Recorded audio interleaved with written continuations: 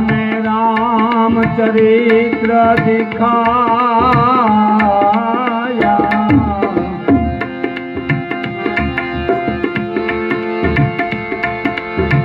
राम मनुष्य रूप में आया। ये जो शुक्र ना प्रतित पावन राजा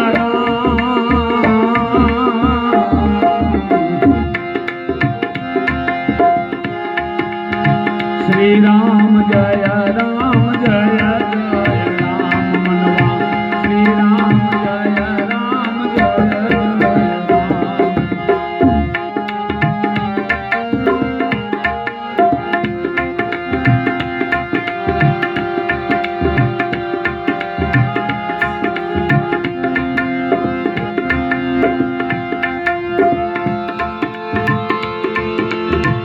राम नाम की महिमा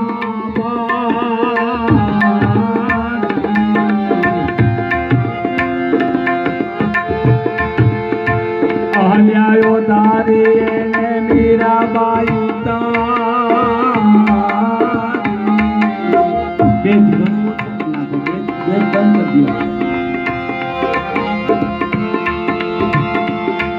राम नाम की महिमा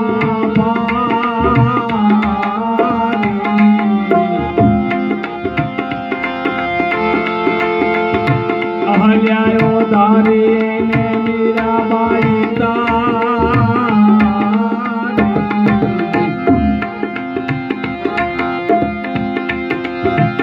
अदम्य धारण राजा महापुरुष एम के से कदाच नराधम कर्म थयो तो नाम थी छुटाई छे।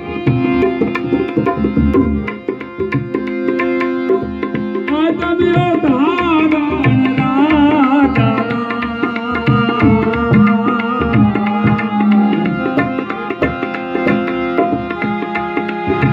श्री राम जय राम जय जय राम मनवा श्री राम जय राम जय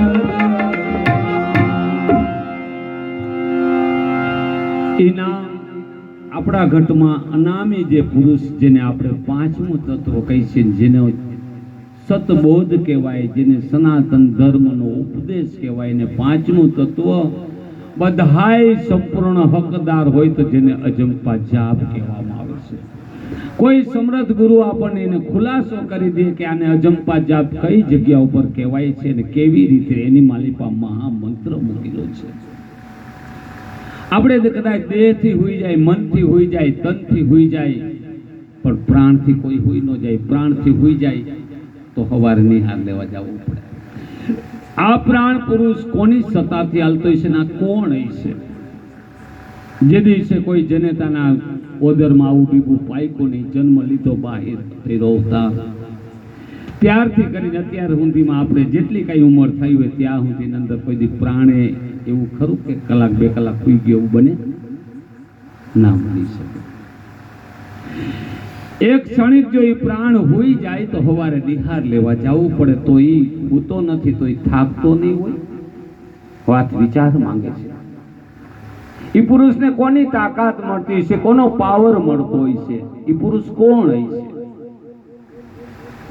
જે જળ વસ્તુને એને ચેતન કરીને એને ચલાવ્યા છે। બોલો, આ ચાર તત્વ આપણે બતાવ્યા હમણાં। જળ વસ્તુ છે, દેહ આખો સગડો કોઈ જનેતા ઉભો કરી દે પછી એમાં પ્રાણ પુરુષ જે આવે છે એનાથી દેહ હાલતો થાય છે અને પ્રાણ હોય ત્યાં સુધી દેહ હાલે છે। તો એ પ્રાણ કોણ પુરુષ છે એના માટે આપણે સંત પાસે જાય છીએ અને પૂછીએ છીએ કે હે ગુરુ મહારાજ આ પુરુષ કોણ છે? અને એ પુરુષની જાણ લેવા માટે આ મનુષ્ય દેહ અવતાર મળ્યો છે। એ પુરુષને જાણી લીધા પછી, એ પુરુષને મનાવી લીધા પછી, એ પુરુષને કોનો પાવર છે? વિલ પાવર છે ને। અને એ પુરુષ કોનામાંથી પ્રગટ થયો છે? જેને આપણે ઉપદેશ અને ઈશ્વરના ઘરની ઓળખાણ ને આત્માની ઓળખાણ આપણે કહીએ છીએ। એના માટે કોઈ વાઘંબર પિતાંબર ધારણ કરવા પડે એવું નથી. એ પુરુષ પ્રાણ આપણા ઘટમાં જે વહી રહ્યો છે ને એને કોઈ આપણે બતાવે ને પછી રીઝાવતા રીઝાવતા એ ક્યાંથી આવ્યો છે એ ઘર બતાવે. અને એ કોઈ અત્યારે આપણે નવું પ્રાપ્ત કરી રહ્યું નથી. સતયુગથી સૃષ્ટિ રચાણી તે દિન વાયલું આવે છે. સંતો ચારેય યુગમાં થયા છે. પ્રથમ યુગમાં 5 કરોડ પાયકા છે એવું જાણવા મળે છે. બીજા યુગમાં 7 કરોડ પાયમાં એવું જાણવા મળે છે. આપણી વાણી પોકારે સહી કરીને. ત્રીજા યુગમાં 9 કરોડ મહાપદ ઈશ્વરના ઘર સુધી પહોંચ્યા એવું જાણવા મળે. અને આ ચોથા યુગમાં 12 કરોડની મર્યાદા મૂકી છે. 12 કરોડથી બાદ ન થવા માટે આવા સમર્થ કોઈ શબ્દ આપણને કાને અથડાય ને કોઈ જો સંત પુરુષ પાસે પહોંચી જાય ને પછી એના આગળથી આવું પ્રાપ્ત કરી લઈ કે મહાત્માજી બધું સાચું, કે તમારી સેવા કરી સાચું ને આપ મહાત્માજી છો જેવું એ સાચું, પણ આ મારો પ્રાણ કે આ મારો આત્મા કે પરમાત્મા માંથી આવ્યો મને કેમ ખબર પડે ને એની જાણ આપે છે. એને આપણે સત ઉપદેશ કહી છીએ. અને એને જન્મ મરણ 84 નો મટી જાય છે. જ્યાં સુધી એની જાણ નથી થતી ત્યાં સુધી આપણે આત્માની ઓળખાણ નથી કહેતા. એની જાણ લીધી છે એને આત્માની ઓળખાણ. મહાપુરુષ એમ કીધું કે આને આત્મા કહેવાય. ત્યાં સુધીનું જ્ઞાનની અવસ્થા આ સમયમાં છે. અને એ જાણ થયા પછી એમ કહેવાય મીરાબાઈ આપણને યાદ આવે કે આત્માની ઓળખાણ વિના 84 નહીં મટે. એ આત્માની ઓળખાણ થાય પછી પશુ અવતાર બંધ થઈ જાય, નહીતર પશુ યોનિમાં જવું પડે છે. એમાં કઈ આપણો વાદ વિવાદ હાલે એવું નથી. ત્યાં કોઈ લાગવગ નથી. જ્યારે આત્મા આ ઘટમાં રહેલો, આ કાયાનો ઘડનાર કાયામાં રહેલો છે ને પ્રાણ દ્વારા ઓહમ અને સોહમ ને આપણે આ 2 પાખું છે મનુષ્ય દેહ. એ 2 પાખું હાથમાં આવી જાય એટલે પક્ષી હાથમાં આવી જાય ને. પક્ષીને આપણે હાથ કરવું, પાંખ પકડાઈ જાય તો પક્ષી હાથમાં આવી જાય ને. એમ આ પાંખ જો જેને હાથમાં આવી છે ને એને આત્મા હાથમાં આવ્યો છે ને. આત્મા હાથમાં આવ્યો છે ને એને સદાય મનુષ્ય દેહ હાથમાં આવ્યો છે. ભગત બીજ બની જાય છે. અને ભગત બીજ કોઈ દી પલટે નહીં. યુગ જાય અનંત. 1-2 યુગની અંત ના આવે એટલા યુગ જાય તો મનુષ્ય દેહ અવતાર હરિભજન કરવું, કીર્તાર, આ સૃષ્ટિ આપણી એની છે. આપણે જો આ બેઠા છીએ તો એવા જ મંગળ કાર્ય માટે બેઠા છીએ. જ્યારે જ્યારે અમંગળ થાય અને સંત કોઈ સાધુ પધારે જ્ઞાની હો, જાતિનાની વાત ન કરતો, જ્ઞાની પુરુષની મર્યાદા કંઈક અલગ છે. એવા કોઈ પુરુષ પધારે ને તેથી આપણે અંજવાળું થઈ જાય. ખરેખર જેના માટે મથીએ છીએ વ્યક્તિ આપણા ભેગો છે, આપણાથી અલગ નથી. અને એ વ્યક્તિને આપણે ઓળખી લઈ તેથી આપણી મીરાબાઈ કૃષ્ણના નામે કેમ પોકારતા તેની આપણે પૂરેપૂરી સંપૂર્ણ એમ કહેવાય કે જાણ થઈ જાય કે પશુ અવતાર, પક્ષી અવતાર, જલચર, નભચર એટલે કે ભૂમિની અંદર રહી અને દિવસ ગાળવા પડે એવા 4 પ્રકારની 84 યોનિ છે. 21 લાખ આદિગુરુ એમ સહી કરેલી છે કે 21 લાખ જન્મ મરણ પશુમાં ને 21 લાખ જન્મ મરણ પક્ષીમાં, 21 લાખ જન્મ મરણ એમ કે જલની અંદર કોઈ સરોવર દરિયામાં, 21 લાખ જન્મ મરણ એમ કે ભૂમિની અંદર ભોયરા ગળાવીને દર જે કાંઈ આપણે જનાવર ગણતા તે 21 ચોકું ને 84 લાખ જન્મ થાય ને 84 લાખ મરણ થાય ત્યાં સુધી મનુષ્ય દેહ એ આત્માઓ તમને સત કહેવા માંગુ મળતો નથી. અને જેને આત્માને જાણ્યો છે, જેને કોઈ સંતની ક્ષમતા જીળવાઈ રહી જીળવી લીધી છે એવા પુરુષ એમ કે ભક્ત બીજ મને છે અને ઉચ્ચ નીચ કરે ઉતરે છે. જોજો એવી વ્યાખ્યા નથી કે ભેખમાં અવતાર થાય તો જ આપણે પામી શકીએ, એવું હકીકત નથી. ઉચ્ચ નીચ કરે ઉતરે આખીર સંતના ઈ બાળક બને છે એવું કહેવામાં આવે છે. અને આ હકીકત છે. આદિ સંતની એમાં સહી બોલે છે. એ નામ અનામી નામની પ્રાપ્તિ માટે આ મનુષ્ય દેહ અવતાર આપણને મળે છે. એકવાર જો કોઈ ખાતેદાર બની જાય છે, કોઈ સંત ચરણ રજ જઈને આ પ્રાણની વાત આવતી હતી કે આ પ્રાણ ક્યાંથી આવ્યો, ક્યાંથી આવ્યો છે એની જાણ માટે અનુષ્ઠાન નથી કરવા, કપાળ નથી રંગવું. ઠીક છે, મનુષ્ય દેહને શણગારીએ તો સારું લાગે, પણ એવી કોઈ અવસ્થા નથી કે આપણે મનુષ્ય દેહને રંગશું તો કદાચ રામ મળશે. નહીં, આપણે વૈરાગમાં રંગાશું, મન રંગશું તો રામ મળશે. શરીર રેંગે, કપડા ભી રેંગા, અંચડા ભી રેંગા. અંચડા એટલે અંગ. જબ લગ આપનો મનવો ન રેંગો મેરે રામ, એવું બોલ્યા છે સંતો. એટલે ખરેખર મન રંગવા માટે કોઈ જાતિ ભાતિના ભેદ ક્યારેય અગાઉથી કે અત્યારે કે હવે પછી મૂકેલા નથી. જુઓ, હમણાં ગણપતિની સ્થાપના કરી છે, એની માલિપા મહાપુરુષે શું કીધું છે? બહુ સરસ વાત કીધી છે.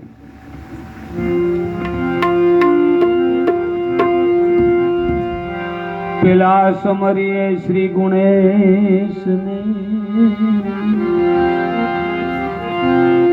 ભગવાન કૃષ્ણ પણ આજ શક્તિને આદ નારાયણને શ્રી ગુણેશ કહેવામાં આવ્યા. ભગવાન કૃષ્ણ પણ એની સ્થાપના કરતા હતા, ભગવાન રામ પણ એની સ્થાપના કરતા હતા. આપણે કરી છીએ એવું બહુ નબળું વિચારવા જેવું નથી. આપણો ઠાકર, આપણો અલગ ધણી, આ સૃષ્ટિનો ધણી પણ એની સ્થાપના કરતા હતા. પેલા સમરીએ શ્રી ગુણેશને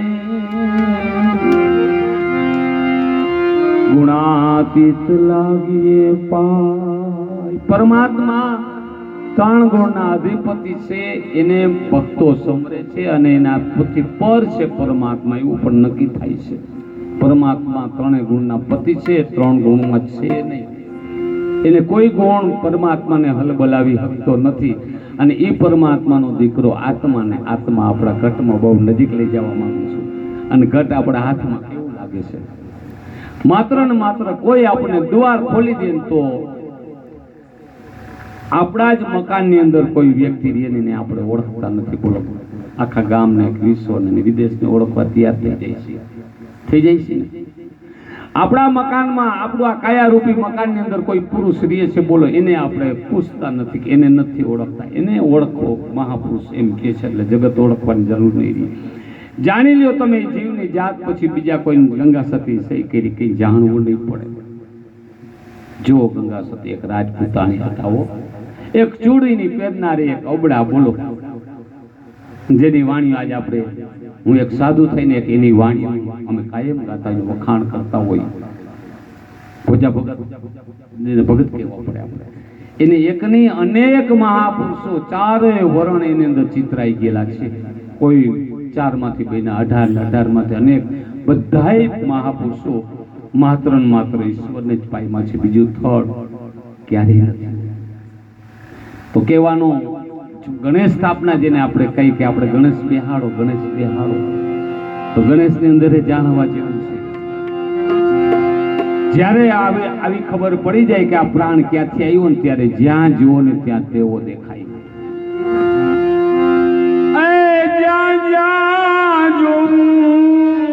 જ્યાં નજર કરો ત્યારે તમને એક જ આત્મા દેખાય, તમારામાં બેઠો ને બધેમાં બેઠો છે, એમાં કોઈ સંદેહ નથી.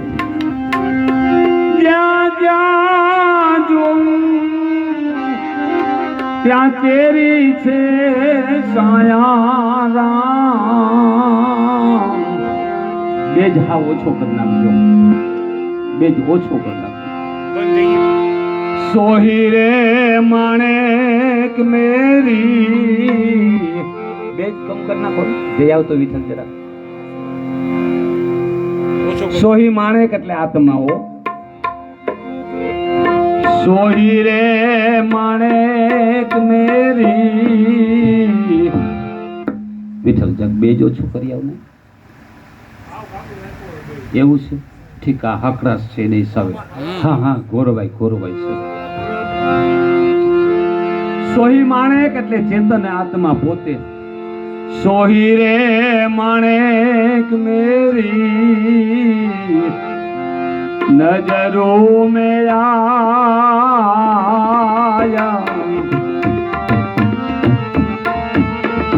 હાલો સેજી કો આપી દેજો. ગૌરીના પુત્ર આપણે, જોજે સમજવા જેવી વાત કરી છે. 3 ગુણના પતિ છે ને, એને આપણે સમરીએ પરમાત્માને. ગૌરીના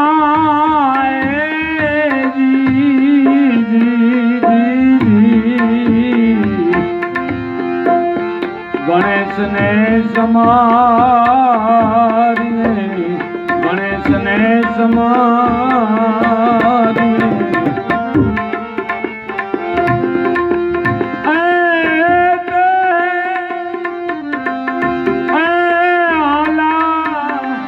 એને ઉલા રે ગવડાવો રામ રામ.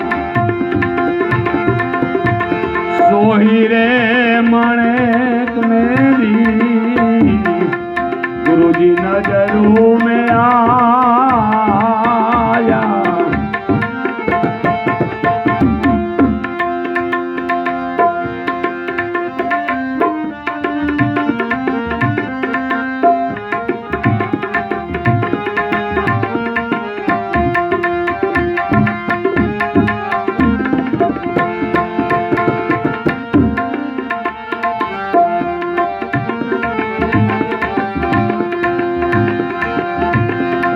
પાવન રે બજાર દેહમાં, આ 52 તત્વનો આપણો દેહ ગણાય છે.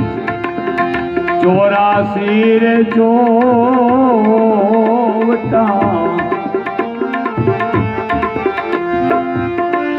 52 રે બજાર ગુરુજી.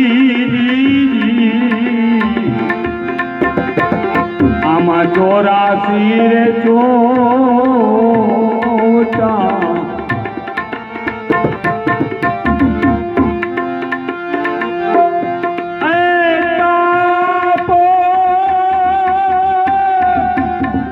આપણે કોઈ વાત ગુરુજી મળે એની જ વાત હાજર ગુરુજી મુझने कार रे मिलाया राम राम. सोही रे माणेक मेरी, आज नजरों में आया.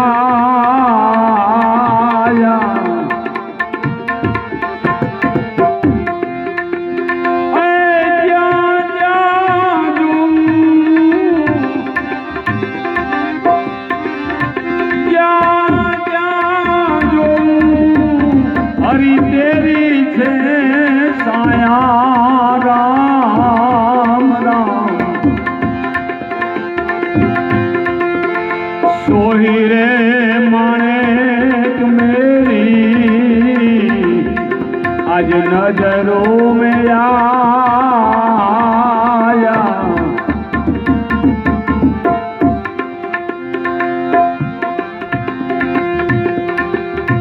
તલવાર તાળાય મારા, એટલે અજ્ઞાનતા હો, ખાલી તલવાર અજ્ઞાનતા નીકળી જાય તો ઈશ્વર ઈશ્વર જગત આખું બ્રહ્મય છે. આખા જગત અંદર ઈશ્વર ઈશ્વર હકીકત છે.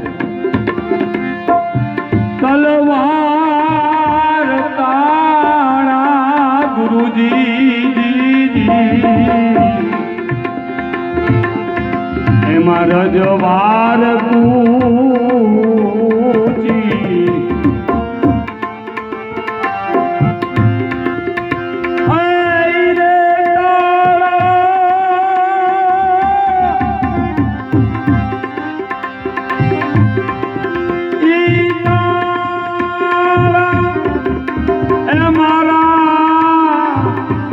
હાજર સદગુરુ ખોલે રામ રામ.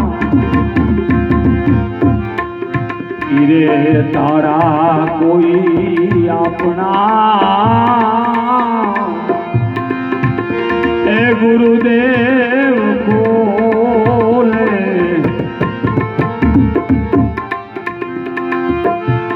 સોહી રે માણેક મેરી, आज नजरों में आया.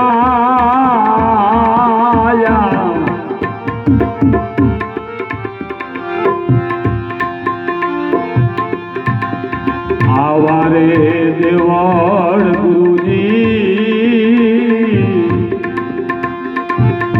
ए तमे छोड़ी रे કરીને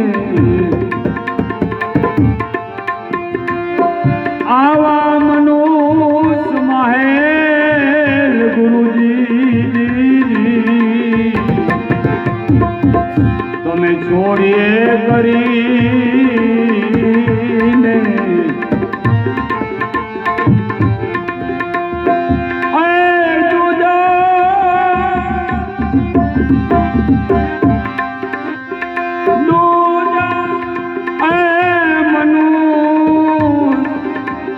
महल रे बनाया राम जेने जेने आत्मा ने उठावे ने पाछो महल बनावे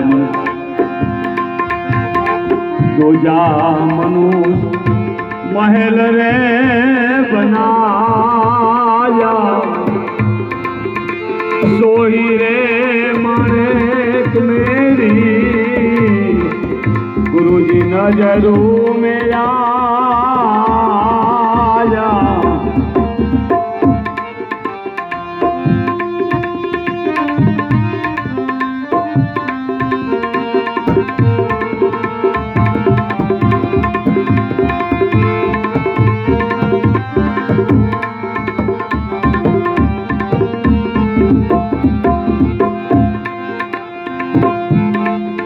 मच्छंदर का तेला जती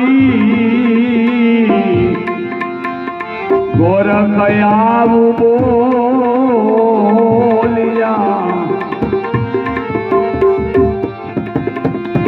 गुरु मच्छंदर का तेला तेला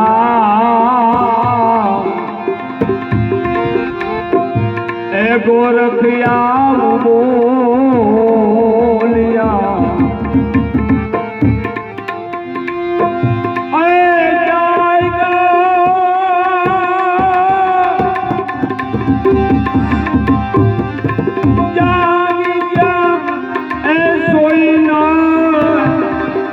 परम पद पाया राम राम जाएगा सोई न आमा परम पद पाया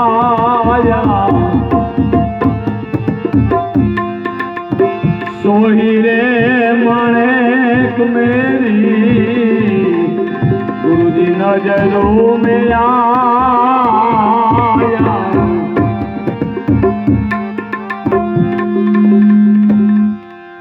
जहाँ जहाँ जो क्या तेरी छे साया राम राम सोही रे माणेक मेरी आज नजरों में आया नजरों में